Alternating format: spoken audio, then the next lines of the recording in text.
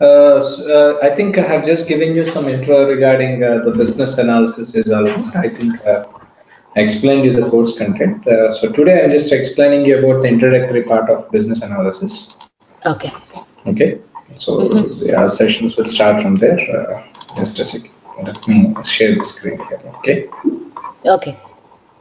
Because the basic points of business analysis is common for any BA course. Okay. So that is common for everyone. So apart from that, whatever the you usually the solutions will be of two types. As I mentioned you, business analyst role is to provide solution. These solutions will be of two types. One we call it as a business solution, and second we call it as a technical solution.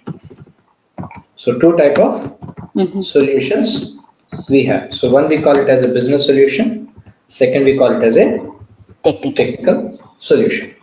So what is the difference between the business and the technical solution is, for example, let's say there is a point of sale system. I'm not taking an example of healthcare now, but I'm just taking an example of retail so that hope you'll understand in a better way. So let's assume there is a retail store. Okay, there is a retail store wherein that retail store is working since more than a decade, right? More than a decade it was running. So they were using some point of sale system at their retail store. So point of sale system, hope you know that, right? So point of sale system doesn't mean the kind of billing what we do against to the sales, purchases and all, everything is being made by the people and all that. This is what we call it as a point of sale system. So this point of sale system is being used by the retail store people from a long time. Let's say, I'm just giving an example to you. Okay, but over a period of time, because decade and a half, they were using a POS and all. Nowadays, they were finding some difficulty in managing the store because the kind of POS system which they were using is the old one. They are using since more than decade and all. The kind of features what they have developed at that time and all were very old. But now the business operations and the business expanded has changed in a more modernized way. Okay, so there are some services which the point of sale system is unable to provide. So this is what the problem they are facing. For example, I'll just give you an example for you. Usually this point of sale system needs some connectivity and all, net connectivity and all that. Using some net connectivity and all this, we use this POS and all, because this POS can also be used in other retail stores of the same company and all that. This usually they do it. It's a kind of online kind of stuff. Okay, so these days they have some technical problems wherein that net connectivity and all everything, like me, which I am facing nowadays and all that. Because of that, I am unable to handle sessions. This is what the problem. The same way, when someone is doing this POS and all that, the system is so low because the old configuration system, the kind of features what they have is very limited. Apart from that, they don't have any, they have only an online system. Means whenever the internet connection and all, automatically it connects to the retail inventory system and all, it displays you. Because if you go to any stores and all, if you can see here, when you purchase the products and all, they do the billing, right? So whenever they do the billing, what they do, they'll pick the product, they'll scan it. Whenever they scan, what happens? Obviously, the product will be displayed there on the screen, on the POS. Why it will happen? Why it happens? Because this POS usually connects with an inventory system, inventory application. So whenever it is connecting in an inventory application, whatever based on the barcode scanning and all, whatever the product is being identified, the product will be displayed on the screen. So తర్వాత ఏం చేస్తారు వాళ్ళు, quantity and all will be mentioned, so that automatically will multiply 3 products. For example, 3 units we have taken. For example, Horlicks we have taken. For example, Horlicks we have taken 3 units of Horlicks we have taken. Automatically multiply చేసి total amount ఎంత అనేది అక్కడ చూపిస్తుంది. This is what POS screen is all about. But so for this, let's understand that there is an net connection is required. But nowadays, a retail store is facing a kind of problem that because of the net connection and all that, frequent disconnection of the net connection and all that, their sales were getting delayed. Like as we are facing the problem at the session now, okay, instead of 7, it has started by 7:15 sometime because of the net connectivity. So in the same fashion, when we are talking about POS system and all, they were facing a huge problem in terms of providing services to the customers and all, because billing and all, everything is getting delayed. Okay, so this is what the problem are they facing. So because of this generation of bills and all taking a lot of time, customers were unhappy. This is what the problem is. A retail store owner has approached you. 1 minute. Yeah, okay, Nimsha. 1 minute. 1 minute him.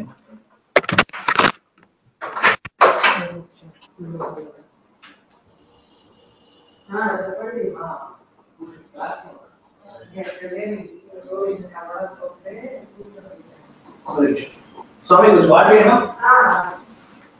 कुछ प्रसाद. Hello, Hema.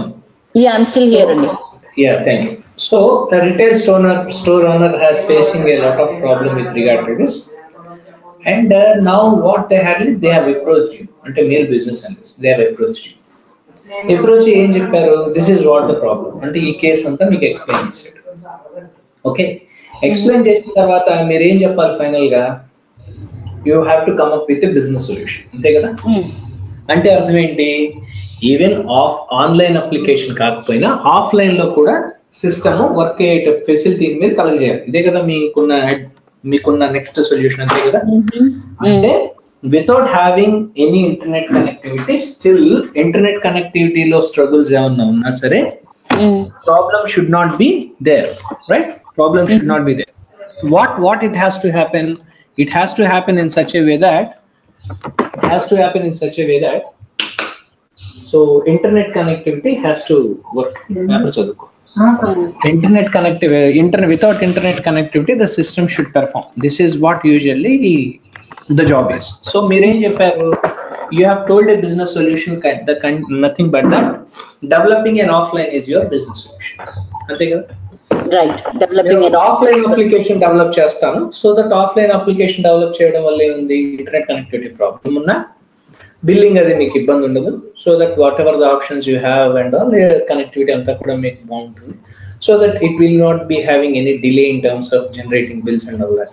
ఇది మీరు చెప్పారు. దీన్ని developing an offline system is a business solution. అవునా? Who has given this business solution? A business analyst has given this. అంతేనా? ఒక business analyst ఏం చేశాడు? ఒక ఆఫ్లైన్ సిస్టమ్ ని డెవలప్ చేస్తాను అని చెప్పాడు. For example you are the business analyst, మీరు ఏం చేస్తున్నారు? ఒక ఆఫ్లైన్ సిస్టమ్ నేను డెవలప్ చేస్తాను అని మీరు చెప్పారు. అంతే కదా? Understood? yes. So then what about technical solution? Then ఇక్కడ బిజినెస్ సొల్యూషన్ మీరు ఇచ్చేసారుగా. ఈ బిజినెస్ సొల్యూషన్ రన్ అయితే సరిపోతుంది. మళ్ళీ టెక్నికల్ సొల్యూషన్ ఏంటి దీంట్లో?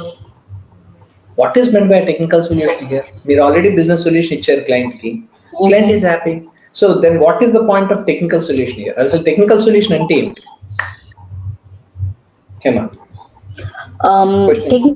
technical solution, like maybe the developers would come up with a solution for that. Right. అంటే ఏం చెప్తున్నారు? What kind of hardware and software requirements to be used? Point number 1. Okay. Offline system develop చేయగలిగే facility ఇప్పుడున్న existing software లో ఉందా? For example they are using VB ఎప్పుడో 4.0 ఏదో వాడారు అనుకుందాం. దాంట్లో ఆఫ్లైన్ సిస్టమ్ అప్లికేషన్ డెవలప్ చేసే ఫెసిలిటీ లేదు. సో మీరేం చేయాలి? You need to suggest to the customer in such a way that bus upgrade your software. ఎందుకు? బికాస్ ఆఫ్లైన్ సిస్టమ్ డెవలప్ అయ్యగలిగే అంత ఫెసిలిటీ దాంట్లో లేదు. అండ్ నెక్స్ట్ వాడు సెక్యూరిటీ ఫీచర్స్ ఆ సెక్యూరిటీ ఫీచర్స్ డెవలప్ చేయడానికి ఆ టెక్నాలజీ ఉన్న ఓల్డ్ టెక్నాలజీ ఏదైతే క్లయింట్ దగ్గర ఉందో ఆ టెక్నాలజీ మీద సెక్యూరిటీ సొల్యూషన్స్ అవి ప్రొవైడ్ చేయడం కుదరదు. ఇవన్నీ ఏమవుతాయి? టెక్నికల్ కన్స్ట్రెయింట్స్ అంటారు. అంతే కదా? అంటే టెక్నికల్ కన్స్ట్రెయింట్స్ అంటే ఇంకే సింపుల్ వర్డ్ చెప్పాలంటే, మీ దగ్గర ఒక ల్యాప్టాప్ ఉంది. This laptop you are using for mailing purpose, words, power point అన్నిటికీ మీరు వాడుతున్నారు. బాగుంది. ఓకే, రేపు పొద్దున్న మీరు ఎస్ఐపి నేర్చుకోవాలనుకున్నారు. right? So you are learning SAP somewhere and all, and you are trying to do some practicals on that. మీరు SAP పట్టుకొచ్చారు, ఇన్స్టాల్ చేద్దాం. ఫస్ట్ ఆఫ్ ఆల్ మీకు వచ్చే ప్రాబ్లం ఏంటి? ఒకటి ఇన్స్టాల్ అవ్వదు, ఇన్స్టాల్ అయినా వర్క్ చేయదు. ఎందుకని? Because SAP has set of configuration which your regular laptop is not supporting. అంతే కదా? అంతే కదా? Right. So here technical solution who will provide this? Technical solution will be provided, it will be provided by technical people. Ante technical team or technical people వాళ్ళు developers అనుకోండి, project okay total solution architects కానండి, ఎవరైనా కావచ్చు. So let's not go in detail. So this technical solution will be provided by the technical people. So business solution is being provided by the business analyst. So when you are coming up with some business solution, what you have to do as a BA, you have to prepare business requirements document which shows the following points. What are the points under business requirement you show? One is about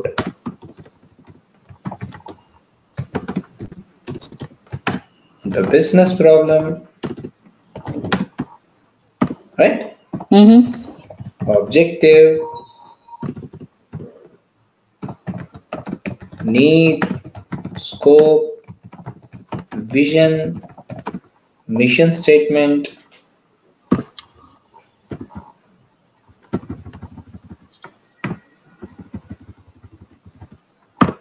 next the kind of solutions. What are you going to provide? So a business solution you have to provide as a BA, but not only of preparing a business requirements document, you should able to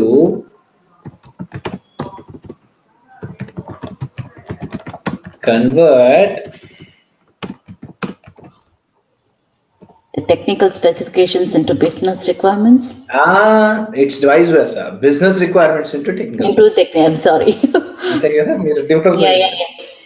You should able to convert business requirements into technical requirements. అందుకే technical knowledge ఉండాలి అని ఎందుకంటా ఉంటే ఇది కారణం. అర్థమైందా మీకు? So the reason why we specify some sort of technical knowledge is required.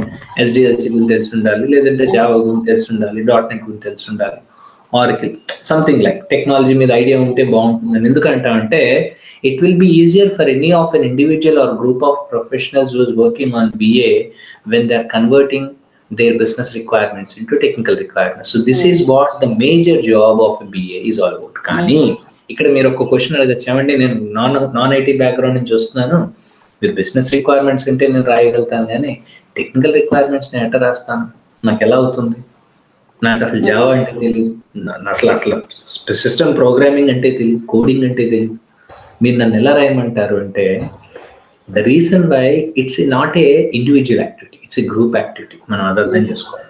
It's group initiative. BA అంటే మనం ఒక్కళ్ళే ఉండగా సైజ్ ఆఫ్ ద ప్రాజెక్ట్ ని బట్టి, సైజ్ ఆఫ్ ద కంపెనీని బట్టి n నెంబర్ ఆఫ్ బిఏస్ ఉంటాం, మల్టిపుల్ బిఏస్ అంటాం, రైట్? మీరు you may be experienced of 2 to 3 years, right? 2 to 3 years of experience ఉన్నన్ని క్లయింట్ రిక్వైర్మెంట్స్ కాన్సెప్ట్ బిఏలో పెట్టాలని రూల్ ఏం లేదుగా. You may be confined somewhere to prepare UML diagrams or something. Interacting with the technical people or something like that. So along with you, some technical people will also work along with you when you are converting some business requirements into technical requirements. Understand? You're clear? Yep. Understand? Yes. So this is what the role of a business analyst is all about with respect to the solution is concerned. This is what I've explained on the first screen. అంటే ఇప్పుడు మీకు చూపించింది ఏదైతే screen ఉందో దాని వెనకాల అసలు explanation ఇది. ఓకే, రికమెండింగ్ సొల్యూషన్ అంటే what type of solution is this, అసలు సొల్యూషన్ నేను ఎందుకు ఇవ్వాలి, ఎన్ని రకాల సొల్యూషన్స్ ఉంటాయి అంటే ఇంకా డీటెయిల్ గా చెప్పుకుంటే సెక్యూరిటీ లెవెల్స్ ఇవన్నీ ఉంటాయి. అంత ఉపద్ఘాతం అవసరం లేదు. మనం 2 రకాలుగా మాట్లాడుకుంటాం. ఒకటి business solution, technical solution. Business solution అంటే ఆఫ్లైన్ సిస్టమ్ డెవలప్ చేస్తున్నాం. ఓకే, ఆఫ్లైన్ సిస్టమ్ ఎలా డెవలప్ చేయాలి? మిమ్మల్ని క్వశ్చన్ అడిగాడు క్లయింట్, మీరేం చేశారు? కరెక్టే కదా, ఎలా డెవలప్ చేయాలి? ఎలా డెవలప్ చేయాలంటే based on the configuration what they have. అసలు నీ ఎగ్జిస్టింగ్ సిస్టమ్ ఏంటి? ఓకే, అందుకు మీరు ఏం చేస్తారు? So when you are talking about business requirements, that's a reason you come up with one thing. This is what we call it as is and to be అంటారు. as is and to be. ఇంకా simple గా మాట్లాడుకోవాలంటే engineering language, right, engineering language లో మనం మాట్లాడుకోవాలంటే existing system, next proposed system, next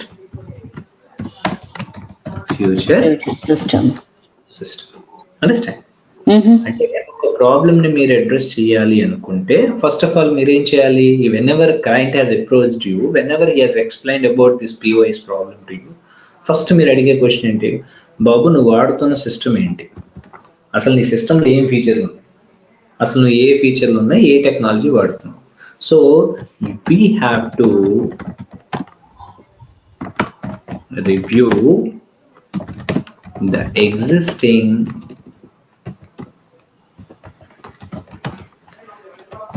system first. You have to review the existing system first. So existing system lo meer em review chestaru? What is the hardware and software configuration are they are using? What are the features and functionalities are there in the existing POS system, right? How they are working, in what way ippudunna present business model ki ee vidhanga POS system pani chestundi, right? ఎక్కడెక్కడ వాళ్ళు difficulties face చేస్తున్నారు, దీన్ని existing system లో మీరు study చేస్తారు. అంతే కదా? This is one thing. Based on that what you are doing, based on that you are coming up with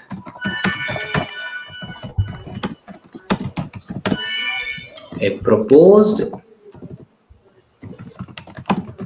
system. You are developing a proposed system or a proposed application or a proposed project. Okay, you are developing a proposed project with all the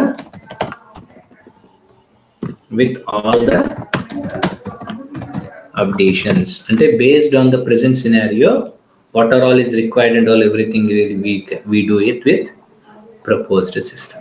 Understand? Okay. Clear?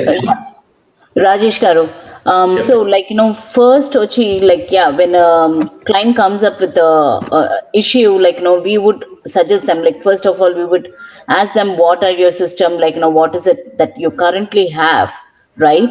And then based upon that I would take that to the technical people and then I would come up with the solution, or do I have to provide the solution then and there? No. See, whenever you have studied about the existing system, you will come up with some business problems and technical problems. First issue, correct? This interaction will be done with the technical people. Okay. You are alone, you are not coming with the proposed system. Okay, proposed system మీరు ఒక్కడే ఇవ్వట్లేదు. In companion with you, there were some people which you called as technical professionals. Technical అంటే proposed system మీరు ఇచ్చే ముందు there will be lot of brainstorming session you will come up with.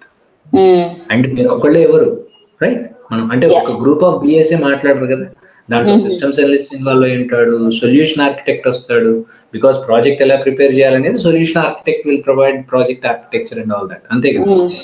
ఇలా ఆ project solution architects దాంట్లో వస్తారు, senior technical professionals వస్తారు, senior లేదా ప్రాజెక్ట్ మేనేజర్ రావచ్చు, లైక్ సీనియర్ ప్రోగ్రామ్ మేనేజర్స్ వస్తారు. వీళ్ళందరూ కూడా will be part of providing a solutions. కానీ ప్రపోజ్డ్ సిస్టమ్ డాక్యుమెంట్ ప్రిపేర్ చేయాల్సింది ఎవరు? అల్టిమేట్ గా బిఏ ప్రిపేర్ చేయాలి.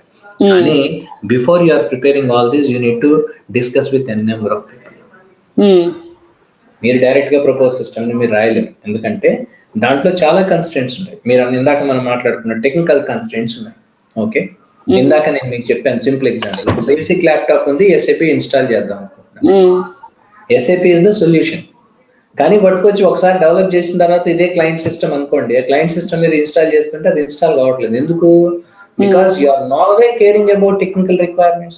Technical అసలు హార్డ్వేర్ రిక్వైర్మెంట్ వాడి దగ్గర ఏముంది, ఎలాంటి సిస్టమ్స్ ఉన్నాయి, ఓకే ఆ సిస్టమ్స్ మీద ఇప్పుడు వాడు చెప్పిన ఫీచర్స్ అన్ని మీ దగ్గర డెవలప్ అయిపోయి, ఎందుకంటే మీ దగ్గర అంతా ఇన్ఫ్రాస్ట్రక్చర్ ఉంది. మీరు VB ఏదో 6 లేదా VB అడ్వాన్స్ వెర్షన్ ఏదో చేసేసారు, .NET యూజ్ చేశారు, సిల్వర్ లైట్ యూజ్ చేశారు, ఏవేవో వాడేశారు టెక్నాలజీస్ అన్ని, బికాస్ ఎవ్రీథింగ్ ఈస్ దేర్. కానీ మీకు ఇక్కడ విషయం మర్చిపోయింది ఏంటంటే అసలు టెక్నికల్ ఇన్ఫ్రాస్ట్రక్చర్ క్లయింట్ దగ్గర ఏముందో మీరు మర్చిపోయారు. టెక్నికల్ ఇన్ఫ్రాస్ట్రక్చర్ క్లయింట్ దగ్గర ఏముందో మీరు మర్చిపోయారు. So end of the day ఒక అప్లికేషన్ డెవలప్ చేసి ఎవరికి ఇవ్వాలి మీరు? To whom you have to submit this? Client. ఎవరు వాడాలి ఇక్కడ? Client has to use. Client వాడాలి అంటే అసలు క్లయింట్ దగ్గర ఇన్ఫ్రాస్ట్రక్చర్ ఏముందో ముందు మీకు తెలియాలి, రైట్? లేదు, ఏం చేయాలి? You have to suggest them. This is what the technical infrastructure is required as per the requirement you are asking me. Okay. మరి మీరు అప్గ్రేడ్ చేసుకోండి. What about the training? Training will be provided by us later. First upgrade systems. Okay. Systems upgrade చేసి పెట్టుకోండి. ఎందుకంటే నేను పట్టుకొచ్చిన తర్వాత దాన్ని install చేసి రన్ చేయాలి అంటే మీ దగ్గర అంత ఇన్ఫ్రాస్ట్రక్చర్ ఉండాలి. అంతే కదా? Right, correct. నేను 100 రకాల ఫీచర్స్ చెప్పాను, అన్ని ఫీచర్స్ డెవలప్ ఇన్స్టాల్ చేయాలంటే సిస్టమ్ సపోర్ట్ చేయొద్దు.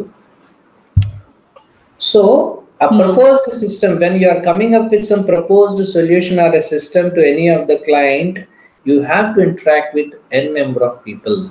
వాళ్ళని మనం ఏమంటామంటే స్టేక్ హోల్డర్స్ అంటాం. నేను తర్వాత మాట్లాడతాను. వాళ్ళని we call it as stakeholders అంటాం. స్టేక్ హోల్డర్స్ అంటే ఎవరండి అంటే, stake holders doesn't mean the people who directly or indirectly involving in the project will be called as stakeholders. అంటే ప్రాజెక్ట్ లో డైరెక్ట్ గా కానీ ఇండైరెక్ట్ గా కానీ ఎవరైతే ఇన్వాల్వ్ అయి ఉంటారో వాళ్ళందరినీ మనం స్టేక్ హోల్డర్స్ అంటాము. ఓకే, ఇంకా కొంచెం డీటెయిల్ గా చెప్పాలంటే ఎక్స్టర్నల్, ఇంటర్నల్ అంటాం. అంటే ఎక్స్టర్నల్ అంటే బయట వాళ్ళు, ఇంటర్నల్ అంటే లోపల వాళ్ళు. బయట వాళ్ళు ఏంటి, లోపల వాళ్ళు ఏంటి? బయట వాళ్ళు doesn't mean client. Client business owners కానీ, IT ఓనర్ కానివ్వండి, సబ్జెక్ట్ మ్యాటర్ ఎక్స్పర్ట్స్ కానివ్వండి, ఒక వాళ్ళంతా క్లయింట్ రిప్రజెంటేటివ్, వాళ్ళందరూ ఎక్స్టర్నల్ స్టేక్ హోల్డర్స్ అవుతారు. ఇంటర్నల్ స్టేక్ హోల్డర్స్ అంటే ప్రాజెక్ట్ మేనేజర్, మీరు, your technical people, testers, developers, solution architects, these people are consider as internal stakeholders. Understand? మీకు అర్థమవుతుందా నేను చెప్తున్నా? అర్థమవుతుంది. ఇక్కడ ద పాయింట్ ఇస్ అంటే చాలా మందికి ఉన్న మిస్కన్సెప్షన్ అంటే స్టేక్ హోల్డర్ అంటే క్లయింట్ అనే ఒక మిస్కన్సెప్షన్ చాలా మందికి ఉంది. క్లయింట్ ఒకడే కాదు. ఇప్పుడు క్లయింట్ ఏదో చెప్పాడు రిక్వైర్మెంట్, అది నువ్వు ఎస్ అని చెప్పిన తర్వాత రేపు పొద్దున్న problem is with you, because your developers are not accepting that. Sir ఆ టెక్నాలజీలో వర్క్ అవ్వదండి, మీరు అప్గ్రేడేషన్ టెక్నాలజీ అప్గ్రేడ్ చేయకపోతే, అంటే సిస్టమ్స్ అప్గ్రేడ్ చేయకపోతే అసలు ఈ అప్లికేషన్ ఈ ఫీచర్స్ మనం డెవలప్ చేయలేము, చేసిన వాళ్ళు వాడలేరు అని చెప్పేసి అన్నారు. రేపొద్దున మీరు ఏం చేస్తారు? తర్వాత మీరు నో చెప్పలేరుగా. అంటే ఏం చేయాలి? Every time you must be having proper coordination among every one, right from the day 1 to till date. అందుకే మనం సింపుల్ గా చెప్పాలంటే ప్రాజెక్ట్ ని 4 ఫేసెస్ గా డివైడ్ చేస్తాం. సింపుల్ గా చెప్పాలంటే, ఒకటి ఎనాలిసిస్ ఫేజ్ అంటాం, 2 డిజైన్ ఫేజ్ అంటాం, 3 ఇంప్లిమెంటేషన్ ఫేజ్ అంటాం, 3 ఇంప్లిమెంటేషన్ ఫేజ్ అంటాం, నెక్స్ట్ టెస్టింగ్ ఫేజ్ అంటాం. ఓకే, సో టెస్టింగ్ తర్వాత దీన్ని ఇంకోసారి ఇంకా ఫేజ్ ఇంకా క్లియర్ గా మాట్లాడుకోవాలంటే డిప్లాయ్మెంట్ అంటాము, డెలివరీ అంటాము, తర్వాత మెయింటెనెన్స్ అంటాం, ఇంకేమైనా రాసుకోవచ్చు. ఓకే, సో ఈ మేజర్ ఫేసెస్ లో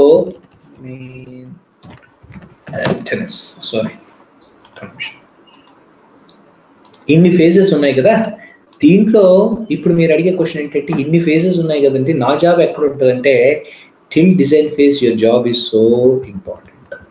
అందుకని అంటే ప్రాజెక్ట్ ఇంప్లిమెంటేషన్ స్టేజ్కి వచ్చే వరకు business analyst role is so important. ఇంప్లిమెంటేషన్కి వచ్చిన తర్వాత నా పని ఉండదా అంటే, people are working on coding and all that time your job is so normal.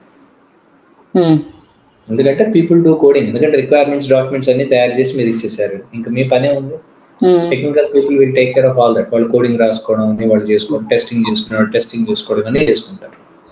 కానీ proper coordination you have to make sure. అంటే మనం అనుకున్న రిక్వైర్మెంట్స్ ప్రాపర్ గా వాళ్ళు చేస్తున్నారా లేదా క్రాస్ చెక్ చేసుకోవాలి. మధ్యలో రిక్వైర్మెంట్స్ మారుతూ ఉంటాయి. ఓకే, రిక్వైర్మెంట్స్ చేంజ్ చేస్తాం, మళ్ళీ you have to interact with the client, and as well as that's a reason you will be consider as a liaison between business and technical communities అంట. అంటే ఒక business కమ్యూనిటీకి technical కమ్యూనిటీకి మధ్యలో వారధిగా పనిచేస్తారు. అంటే వాళ్ళ రిక్వైర్మెంట్స్ తీసుకుని వీళ్ళకి ఇవ్వాలి, వీళ్ళకి ఉన్న కన్స్ట్రెంట్స్ వాళ్ళతో మాట్లాడాలి, ఆ ప్రాపర్ కోఆర్డినేషన్ మీరు చేయగలగాలి. అదంతా డిజైన్ ఫేజ్ వరకు your job is so important. Implementation phase లో మీ యొక్క job is something nominal, me job అంతగా ఉండదు. కానీ టెస్టింగ్ ఫేజ్ లో యూఐటి చేస్తాం, అందుకే మనం యూజర్ యాక్సెప్టెన్స్ టెస్టింగ్ అంటాం, రైట్? సో ఆ యూఐటి చేసేటప్పుడు మళ్ళీ మీ రిక్వైర్మెంట్ వస్తుంది, మళ్ళీ మీ యొక్క అవసరం పెరుగుతుంది. Okay, next at the time of deployment technical people will take care of taking deployment, delivery, maintenance. ఇంకా తర్వాత తెలుసు కదా, మెయింటెనెన్స్ పీపుల్ వీళ్ళంతా చూసుకుంటారు. బట్ at delivery time లో కూడా your job is important. ఎందుకంటే once your project is being delivered and all, you have to prepare user manuals and training manuals. That is also your job. అంతే కదా, project మీరు చేశారు, ఒక normal లేమన్కి ఏం అర్థం అవుతుంది? అంతే కదండి. ఇప్పుడు మీరు కోడింగ్ రాశారు, కోడింగ్ తో పాటు ప్రాజెక్ట్ డాక్యుమెంటేషన్ అనేది ఎందుకు పెట్టుకుంటాం మనం? ఎందుకంటే నార్మల్ లేమన్ కూడా అసలు ఇదేంటి తెలియడానికి ఒక మినిమం డిస్క్రిప్షన్ అనేది ఉండాలి చేతిలో కదా. ఆ conducting user manuals, training manuals and all everything will be also a part of business analyst job. Understand? You clear? So, right. When we are coming up here, so we have three things. One, we call it as an existing system. Second, we call it as a proposed. Third, we call it as future system. When you are coming up with some proposed system and all, you have to interact with different people. Different people to meeru ikkada interact kavali when you are talking about proposed system. Once the proposed system is done with, future system మీద కూడా కొంత information మీరు share చేయగలగాలి. అంటే మీరు అడగచ్చు, future system నేను develop చేస్తానండి, because the client is not paying any money for me, right? Is this really required for me to develop future system? No, I am saying not to develop the future system. I am saying to show some inputs when you are coming up with some future system. అంటే future, ఇప్పుడు client మీ దగ్గరికి ఎందుకు వస్తాడండి? ఇప్పుడు for example client ఒక health care application తీసుకుందాం. For example health care hospital management system ఉంది. Okay, ఎవరి దగ్గర డెవలప్ చేసుకున్నాడు. క్లయింట్ ఏమన్నాడంటే ఇప్పుడు మీరు అప్డేట్ చేయండి అని అన్నాడు, రైట్? మీరు అన్నారు అప్డేట్ చేయడం కుదరదు, కొత్తగా డెవలప్ చేయాలి అని అన్నారు. ఓకే, కొత్తగా డెవలప్ చేశారు, దానికి కొంత కాస్ట్ బడ్జెట్ అంతా ఎలొకేట్ చేశారు, అంతా కంప్లీట్ అయింది. వాడు అన్నాడు ఒక 10 సంవత్సరాల తర్వాత మళ్ళీ నాకు రిక్వైర్మెంట్స్ అవసరం ఉంటాయి కదా, ఏం చేయాలి? లేకపోతే 5 సంవత్సరాల తర్వాత మీరే ఉన్నారంటే మళ్ళీ కొత్త అప్లికేషన్ డెవలప్ చేయాలన్నారు. వాడు మీ దగ్గరకు వస్తాడా? రాడు కదా. ఎందుకు రారు? ఎందుకంటే మళ్ళీ నువ్వు కొత్త అప్లికేషన్ డెవలప్ చేసి మళ్ళీ ఇన్ఫ్రాస్ట్రక్చర్ మార్చమంటే ఎన్ని సంవత్సరాలు? అలా 10 సంవత్సరాలకు లేదా 5 సంవత్సరాలకు ఎలా చేస్తాడు? కష్టం కదా. It's not only point of money, right? It's a point of effort. Employees మళ్ళీ దాన్ని ఆ కొత్త సిస్టమ్ కి అడాప్ట్ అవ్వాలి. వాడి ఎంప్లాయీస్ వాళ్ళు ఏమన్నా తేడా వస్తే మొత్తం సిస్టమ్ అంతా దెబ్బతింటుంది వాడికి. హాస్పిటల్ మేనేజ్మెంట్ సిస్టమ్ అంతా ఆ రిస్క్ వాడు తీసుకోడు కదా. మనీ అనేది ఒక ప్రైమ్ పాయింట్ అంతే, దాని కాకుండా ఇంకా చాలా ఉన్నాయి కదా. అందుకే క్లయింట్ కి మీరు ఏం సొల్యూషన్ ఇస్తారు? బాబు ఇది హాస్పిటల్ మేనేజ్మెంట్ సిస్టమ్ డెవలప్ చేశాను, ఓకే, ఫ్యూచర్ లో ఈ రిక్వైర్మెంట్స్ అంటే నాకున్న అబ్జర్వేషన్ ప్రకారం నీ హాస్పిటల్ ఈ లెవెల్కి వెళ్ళొచ్చు, ఓకే, ఈ లెవెల్కి వెళ్తే ఈ ఫీచర్స్ నీకు రేపొద్దున అవసరం అవ్వచ్చు, ఓకే, ఇదిగో ఆప్షన్స్ ఓపెన్ చేసి పెట్టాను, ఇదిగో ఇంత నామినల్ కాస్ట్ కనుక నువ్వు పెడితే ఫ్యూచర్ లో ఈ సొల్యూషన్స్ కూడా నీకు ఇస్తాను. Client happy. ఇప్పుడు మీరు ఒక ఆండ్రాయిడ్ మొబైల్ కొన్నారు మేడం, మీ major job of an Android mobile is to have more memory. కెమెరాకి, వీడియోస్ కి మీకు ఎక్కువ మెమరీ కావాలి, దానికోసం మీరు కొంటున్నారు. ప్రైమ్ అది. చాలా రిక్వైర్మెంట్ కారణాలు వేరే ఉండొచ్చు కానీ మేజర్ అది. But cost you expensive mobile. కానీ మీరు అంతా మోడల్ అంతా ఫైనల్ చేసుకుని కొనే టైంలో మీరు అడిగారు మెమరీ ఎన్హాన్స్మెంట్ ఏమన్నా ఆప్షన్ ఉంటుందంటే వాడి మెమరీ ఎన్హాన్స్మెంట్ ఆప్షన్ ఏం లేదండి, మీరు కావాలంటే కొత్త మొబైల్ కొనుక్కోవడం, లేదంటే ఉన్న మెమరీ డిలీట్ చేసి కొత్తది పెట్టుకోవడం అన్నట్టు. మీరు కొంటారా? కొంటారా? ఎందుకు? మీకు మేజర్ కన్స్ట్రెంట్ ఏంటి? Memory enhancement is the major constraint.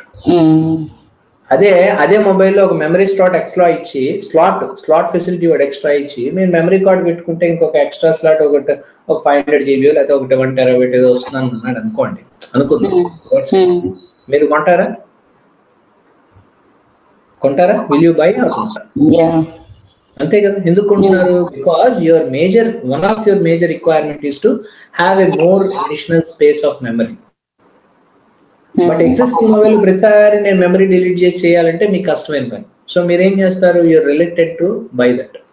In spite of that what are you doing? You are buying a mobile which has an additional slot facility. అంతే కదా, అవునా కదా? Yeah, that's true. అంటే మీరేం చూస్తున్నారు? In spite of buying an other mobile which is very expensive and again knowing about all the options and all will be tedious job. In spite of it ఒక 250 rupees 300 rupees పెట్టుకుంటే memory card వస్తుంది. ఆ card పెట్టుకుంటే సరిపోతుంది. With minimum cost you are serving your needs కదా. That's true. ఇదే same view client కూడా ఉంటుందిగా. హూఎవర్ ఇస్ ద క్లయింట్, వాడు ఎంత పెద్దవాడైనా కావచ్చు. ఇక్కడ ఇది మీ రిక్వైర్మెంట్ ఇక్కడ 100లో ఉండొచ్చు, వాడి రిక్వైర్మెంట్ 1,00,000లో ఉండొచ్చు. అంకెల్లోనే తేడా, ఆలోచనలో తేడా కాదుగా. అంతే కదా. So coming up with some future system requirements is also a job of a business analyst. So these 3 points you have to study. One is an existing system, second we call it as a proposed system, third we call it as a future system. Right?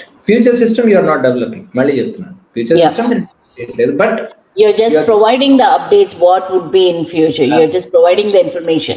Absolutely. This is what I am doing. So with this is cost and enduku idantha cheyalante, see, in spite of any business model is very simple andi. కొత్త వాళ్ళని కొత్త కస్టమర్ని ఎత్తుకునే కన్నా మన పాత కస్టమర్లనే repeat చేసుకోగలిగితే కొత్త business మనకు గుర్తుపోతుంది కదా. Right, retention of the existing customers. ఇప్పుడు నేనే తీసుకోండి ట్రైనింగ్ లో, ఇప్పుడు ఐటీబీఏ చెప్పాను, ఐటీబీఏ చెప్తే హెల్త్ కేర్ బిఏ కూడా చెప్తున్నా, హెల్త్ కేర్ బిఏతో కూడా క్లౌడ్ బిఏ కూడా చెప్తాను. ఎందుకు? ఐటీబీఏకి వచ్చినట్టు రేపు పొద్దున్న హెల్త్ కేర్ రిక్వైర్మెంట్ ఏమైనా వస్తే మళ్ళీ నన్ను అప్రోచ్ అవుతాడు. వాడికి ఏమైనా క్లౌడ్ బిఏ ఎక్కడైనా జాబ్ ఆపర్చునిటీ మళ్ళీ ముందు వాడి నన్నే అప్రోచ్ అవుతాడు. సార్ అదేదో మీరు ఐటీబీఏ చెప్పారు, ఇప్పుడు హెల్త్ కేర్ చెప్పండి, హెల్త్ కేర్ చెప్పిన క్లౌడ్ బిఏ చెప్పండి. ఆ డిఫరెన్స్ ఆఫ్ కాస్ట్ కట్టుకుని వాడు వెళ్ళిపోతాడు. ఎందుకు? నాకేం కావాలి? నా ఎగ్జిస్టింగ్ ఒక కస్టమర్ నాకు 10 సార్లు అటెండ్ అవ్వాలి స్టూడెంట్. అది నాకు ప్రైమ్ మోటివ్ కదా. ఎందుకంటే కొత్త వాడిని తీసుకుని మళ్ళీ వాడిని నేను మౌల్డ్ చేసి వాడు నాకు సింక్ అయ్యి వాడు నాకు వచ్చే కన్నా ఆల్రెడీ ఎగ్జిస్టింగ్ కస్టమర్ నేను జాగ్రత్తగా చూసుకున్నాను అనుకోండి స్టూడెంట్, వాడు ఇంకో 10 కోర్సులు నా దగ్గర అటెండ్ అవుతాడు ఫ్యూచర్ లో. మరి ప్రతిసారి నేనేమో వాడికి ఏమి వెరిఫికేషన్, నేనేమి నా క్లారిఫికేషన్ ఇచ్చుకోక్కర్లేదుగా నా గురించి. వాడికి ఒకసారి you know about me, right? So next వాడు అడిగేది ఏంటంటే ఎంత డ్యూరేషన్ అండి, కాస్ట్ ఎంత అండి, కొంచెం ఏదైనా ఉంటే తగ్గించండి, అంతే, అయిపోయింది, బస్. ఎప్పుడు కావాలంటే అప్పుడు ఎట్లా. సో ఇక్కడ పాయింట్ ఏంటి? Any business model in spite of looking for a new client, new clients are also important, but in spite of looking for new clients, the major job is to retain the existing customer. Retaining of the existing customer when it is possible, when you are opening up some future options to the customer. అంతే కదా. అందుకనే future system ని మనం options open చేసి పెడుతున్నాము. Understand? Right. Clear? Right. అర్థమవుతుందా? Yeah. So these are the 3 major points you have to. దాన్ని ఇంకొంచెం రిఫైన్డ్ గా వెళితే ఇప్పుడు ప్రెసెంట్ ఉన్న బిఏ సినారియోలో దీన్ని as is and to be అంటాం. యాజ్ ఈజ్ అంటే doesn't mean the existing system,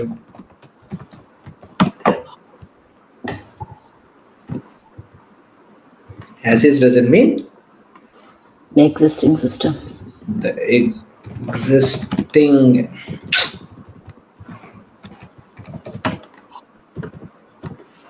existing system to be doesn't. అమ్మి వచ్చావా? దల్లి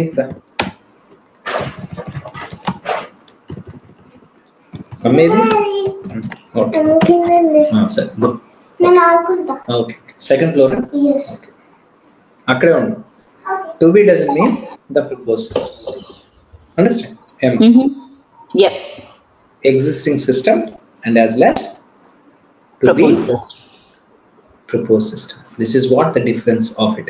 ఆ డిఫరెన్స్ ని ఫైండ్ అవుట్ చేయడానికి మనం చేసే అనాలిసిస్ నే గ్యాప్ అనాలిసిస్. అంటే ఎగ్జిస్టింగ్ ప్రపోజ్డ్ ఫీచర్ అనేది ఓల్డ్ వెర్షన్. ఓల్డ్ మనం ఇంతకు ముందు పాత రోజుల్లో మాట్లాడుకునేవాళ్ళు. ఇప్పుడు దాన్ని ఏంటంటే it is more refined in such a way that as is to be system. As is అంటే ఇప్పుడు ఉన్నది, టు బి చేయబోయేది, సింపుల్. Features ఏంటి ఇందులో, what ever like you find what is the gap between the existing or like the current system and what is that you're providing the solution for the new system, right? That is దాన్ని analyse చేయాలి అంటే yes, దాన్ని analyse చేయాలంటే మనం చేసేదాన్ని gap analysis. Okay. Understood? You are clear? Yeah. Yes. So this is what the introductory part of the business analysis is all about. Next question మీకు ఎవరికైనా వచ్చేది ఏంటంటే, మీరు చెప్పిందంతా బాగానే ఉంది, డైరెక్ట్ రిక్వైర్మెంట్స్ నేను గ్యాదర్ చేసేస్తాను క్లయింట్ దగ్గర, దాని ముందు ఇంకేమైనా జరుగుతుందా?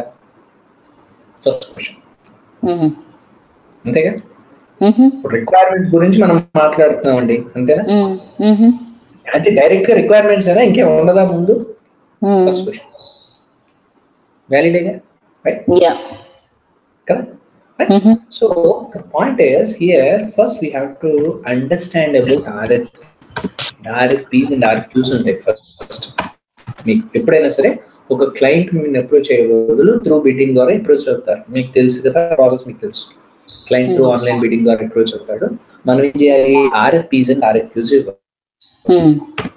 అంటే request for proposals, request for quotations, ఇవన్నీ ప్రిపేర్ చేస్తారు.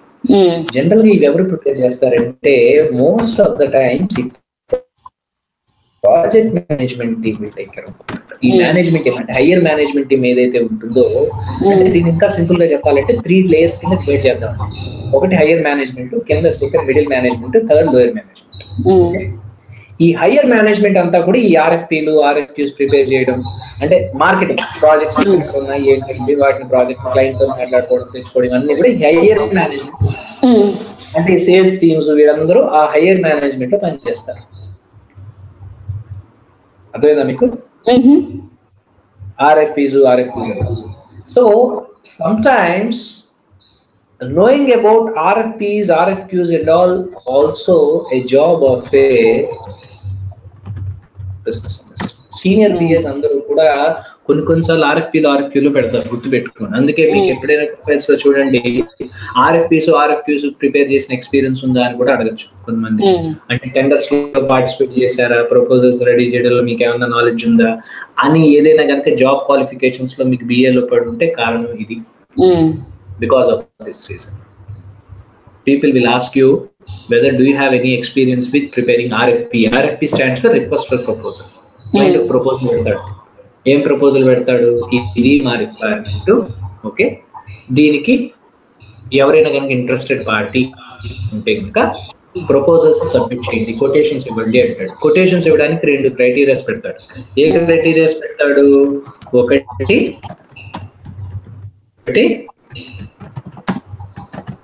ఏం పెడతాడు? ఒకటి financial criteria, second we call it as technical criteria. ఇవన్నీ దాటిన తర్వాత రిక్వైర్మెంట్లు. అర్థమైందా మీకు? పెట్టుకోండి. ఇవన్నీ దాటిన తర్వాత మనం రిక్వైర్మెంట్లు అనేది నెక్స్ట్ లెవెల్లో మాట్లాడుకుంటున్నాం. కానీ బిఫోర్ రిక్వైర్మెంట్స్ అంటే వాడు financial criteria, technical criteria. Financial criteria అంటే ఏంటి? Which shows the financial position of the company. అంటే how big is this company is. How big ఏంటండి అంటే, unless until the company is not financially worthy, technical గా వాళ్ళు ఉండడానికి అవకాశం ఉండదు. ఎందుకంటే it shows the experience, అంతే కదా. Building financial position of the company కూడా తెలియాలి. ఇట్ న్యూలీ స్టార్ట్అప్ కి it's really hard time, right? అంతే, ఎవరో ఒకళ్ళు ఆపర్చునిటీ ఇవ్వాలి, but it takes time, right? So even establish company will get more orders usually. Tested and proven వాళ్ళకి మీరు ఎందుకంటే సామ్సంగ్ మొబైల్ కి, యాపిల్ మొబైల్ కి వెళ్తున్నారు, మీరు లోకల్ బ్రాండ్ కి ఎందుకు వెళ్ళరు? మీకు భయం, మనకి డౌట్ ఎందుకు వచ్చింది ఇవన్నీ మనకు వెళ్ళకూడదా? ఏదో టెస్టెడ్ అండ్ ప్రూవెన్ అయితే వెళ్ళిపోతే బాగుంటుంది, ఒక 5,000 10,000 ఎక్స్ట్రా అయినా కొనుక్కున్నాం. ఎందుకు? ఇట్ ఈస్ ఆల్రెడీ బ్రాండెడ్, అంతే కదా. When you are looking for a brand is about trust. Brand doesn't mean trust, అంతే కదా. So financial criteria is the one thing. Second is about technical criteria. What is meant by technical criteria here? అంటే ఇప్పుడు for example ఒక health care system develop చేయమని వచ్చాడు అనుకోండి client, health care client. వాడు ఏం చూస్తాడు, ఈ హెల్త్ కేర్ అప్లికేషన్స్, ఇలాంటి అప్లికేషన్స్ ఇంతకుముందు మీరు డెవలప్ చేస్తుంటే మీకు ఇస్తాడు కానీ కొత్తగా మీకు ఇవ్వడు. ఎందుకు? Because you are nowhere relating to health care. So how will he give? రేపు పొద్దున అసలు బేసిక్స్ మీకు తెలియదు, మీకు తెలుసుకోవడానికి కొన్ని రోజులు పడుతుంది. If something goes wrong he will be in trouble, అంతే కదా. He don't know to create. So what this ఈ టెక్నికల్ క్రైటీరియా అంటే, this kind of applications earlier move చేస్తుండాలి అని వాడు అడుగుతాడు. ఈ 2 క్రైటీరియాస్ అయిన తర్వాత వాడు కొటేషన్స్ అడుగుతాడు. ఈ కొటేషన్స్ అన్ని అయిన తర్వాత ఈ కొటేషన్ తో పాటుగా మనం we have to submit CBA అంట. we have to submit CBA. CBA అంటే ఏంటి? Cost benefit analysis. Cost benefit analysis అంటే ఏంటి? why submitting of CBA is important? What is meant by cost benefit analysis? Okay, cost benefit analysis, sorry తప్పు రాసిన ఒక్క నిమిషం. Right. What is meant by cost benefit analysis? Cost benefit analysis అంటే ఈ project develop చేయడానికి ఎంత cost అవుతుంది, మీరు ఎంత కాస్ట్ లో నేను చేయగలను అని ప్రపోజల్ మీరు సబ్మిట్ చేయాలి కదా. దాన్ని మనం కాస్ట్ బెనిఫిట్ అనాలిసిస్ అంటే. నేను ఒక ఎక్సెల్ లో చూపిస్తాను, మీకు బాగా అర్థమవుతుంది. ఓకేనా? ఓకే. మీకు ఆర్ యు ఫాలోయింగ్? అర్థమవుతుందా? నేను చూస్తున్నానండి. Yeah. Right. So this is what generally cost benefit analysis, rough document ఇచ్చాను మీకు ఒక ఎక్సెల్. కాస్ట్ ఫర్ ఎగ్జాంపుల్ ఒక సిఆర్ఎం డెవలప్ చేస్తున్నారు అనుకోండి, ఒక క్లయింట్ అంటే సోనీ వాడికి ఒక సిఆర్ఎం అప్లికేషన్ డెవలప్ చేస్తున్నారు. ఓకే, ఇక్కడ ఫస్ట్ మనం FTEs మెన్షన్ చేయాలి. FTE అంటే ఏంటి? FTE stands for full time employment. అంటే ఎంతమంది ఎంప్లాయీస్ మనకు కావాలి అనేదాన్ని FTE అంటారు. ఓకే, మనం ఎంత బిడ్ చేస్తున్నాం? For example $1,500 per month. నేను ఇచ్చిన $1,500 మంత్ లెక్క. 8 hours per day చెప్పున. ఓకే, వారానికి 5 రోజులు, 5 4 20 రోజులు. ఓకే, అంటే 20 రోజులు ఇంటూ 8 అంటే 8 2 16, 160 గంటలు, 160 hours టైం. 1,500 కోట్ చేస్తున్నారు అనుకోండి. అది ఎవరికి? $1,500 per month per FTE. Okay, కానీ ఫస్ట్ ఇయర్ నాకు 100 FTEs కావాలి. ఎందుకంటే 100 FTEs ఎందుకు కావాలంటే ప్రాజెక్ట్ డెవలప్ చేయాలి కాబట్టి నాకు 100 FTEs which me costing me around $1,50,000. I'm mentioning this is in dollars. Okay, understand? Right? Dollars. Not only of FTEs కదా, 500 systems in infrastructure కూడా నాకు కావాలి. ఎప్పుడైనా గుర్తుపెట్టుకోండి, కోర్ట్ అంటే ఒక క్లయింట్ కి ఎవడైనా కనుక, ఒక కంపెనీ వాడు కనుక కోర్ట్ ఫైల్ చేసి ఇలా $1,500 పెర్ మంత్ నాకు కావాలి అని కోట్ చేశాడు అనుకోండి, అవర్లీనో లేకపోతే మంత్లీనో కోట్ చేశాడు అనుకోండి, గుర్తుపెట్టుకోండి, మీరు వాడుతున్న సిస్టమ్ కి ఇన్ఫ్రాస్ట్రక్చర్ కి సంబంధించిన కాస్ట్ ను కూడా కలిపి పెడతాడు. చాలా మంది ఇక్కడ చాలా డౌట్స్ ఉంటాయి. అంటే ఇప్పుడు ఫర్ ఎగ్జాంపుల్ మా క్లయింట్ దగ్గర నుంచి మా కంపెనీ $100 వసూలు చేస్తుందండి పెర్ అవర్. ఓకే, మాకు 60 hours $60 ఇస్తాడు, $40 మా క్లయింట్ పెట్టుకున్నాడండి అని అంటారు జనరల్ వర్డ్స్. కానీ ఇక్కడ దృష్టిలో పెట్టుకోవాల్సింది ఏంటంటే $60 మాకు వాడు ఇచ్చే దాంట్లో వాడు ఇంక్లూడింగ్ మీరు వాడే ఇన్ఫ్రాస్ట్రక్చర్ కోసం కూడా అడిగేస్తాడు వాడు దాంట్లో. అదేందా? మీకు ఇచ్చే శాలరీనే కాదు, మీరు వాడుతున్న సిస్టమ్, ఆ సిస్టమ్ కైనా కాస్ట్ మొత్తం అన్ని క్యాల్కులేట్ చేస్తాడు వాడు. అంతేగాని వాడేమి మీకు ఓన్లీ శాలరీ కోసం $60 లెక్క కాదు. అది అర్థం కాలే మీకు? Understood the kind of infrastructure what we are using. Okay, let's understand the system separate అనుకుందాం. For example, okay, 500 systems infrastructure కు $50,000 అవుతుంది. Okay, not only that, license fee కూడా కావాలిగా, ఎందుకంటే అన్ని కూడా పైరేటెడ్ మీద వాడంగా, everything is licensed software. దానికి ఒక 10,000 ఖర్చు అవుతుంది, 10,000, which is coming around 2,10,000. This is the first year cost. Second year దీని maintenance, second and third year maintenance is required. So second and third year automatic గా FTEs will be reduced. 70 FTEs కావాల్సి వస్తారు, next year 50 FTEs కావాల్సి వస్తారు. Systems maybe అంతే systems కావాల్సి వస్తాయి. Licence fees కూడా almost on par the same కూడా ఉండొచ్చు. అంటే this is what the cost benefit analysis you have to provide along with RFPs and RFQs to the client. ఈ కొటేషన్ ఇంతలో నేను చేయగలను, this is what the cost I can honor you.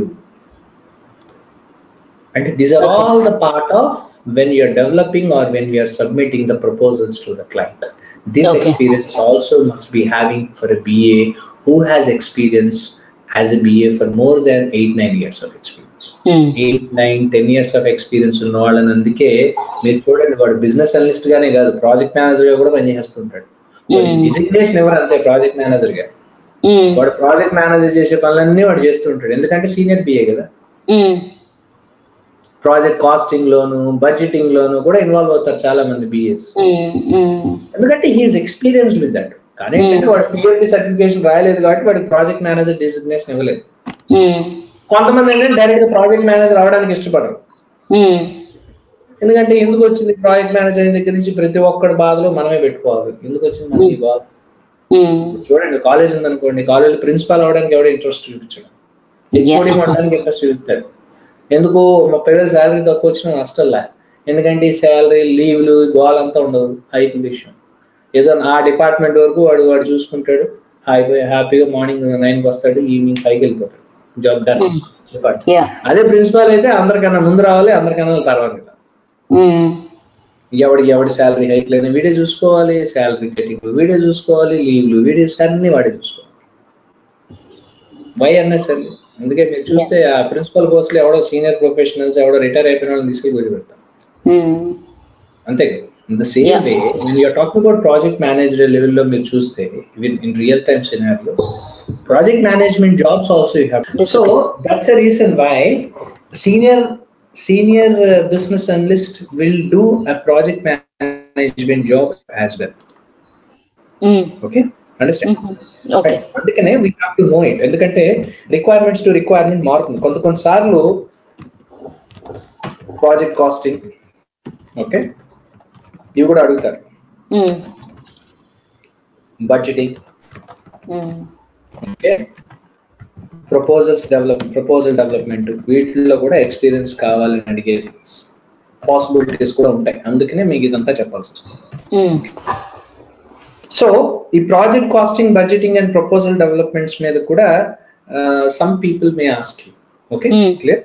The reason why we were talking about all this. Okay, so here we are talking about, coming to our point is about once RFPs and all everything is done, apart from that we have to develop some cost benefit analysis also. Understand? Yeah, clear?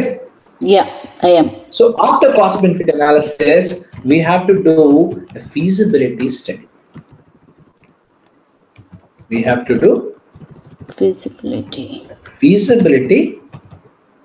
study, right? Feasibility study is also a part of business analyst job. These feasibilities will be has a different parts. One we call it as technical feasibility. Second we call it as financial feasibility. Third we call it as operational feasibility. First we call it as a technical feasibility. Second we call it as a financial feasibility.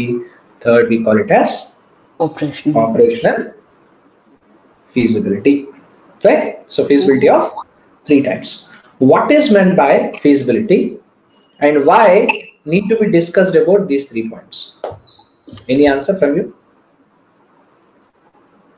What is meant by feasibility study and why are we discussing about these 3 points? I mean, if it's worth it, to find out if it's worth it. If it okay, but worth అనేది కాదు. Feasibility means what? Feasibility doesn't mean worth కదా. Worth is different. నేను ఒక workup చెప్పాను మీకు, okay, ఒక time duration ఇచ్చాను, అన్ని ఇచ్చాను, వర్క్ చేస్తారా అన్నాను. చేస్తారా అంటే మీరే ఉన్నారంటే నాకు ఒక డే టైం ఇవ్వండి, ఒక డే తర్వాత చెప్తాను ఈ విషయం అన్నారు. ఎందుకన్నారు ఆ మాట నాతో? మీరు I have to you have to have some time, right, to finish that. Why? If I would be able to Why finish. are you taking time? Why are you taking time? Because you have to see the viability. Viability in all means. నాకు పట్టే time ఎంత, నాకు వచ్చే cost ఎంత, ఇవన్నీ చూసుకోవాలి కదా మీరు. దాన్ని viability అంట, అవునా? You're taking time and you are coming up with some yes or no, because you have to see the viability. This is what we call it as feasibility and understand? Yeah. Feasibility study we have to do. So this example I'll give you tomorrow. Ante feasibility study ante entane general example nenu repistanu. Tarvata danni IT example istanu. Meeku appudu ardham avutundi. Okay. And I'll discuss about technical, financial, operational feasibility ante entane nenu appudu explain chestanu. Right? Okay, Nandi Raj garu. Bye. Okay, bye. Good night.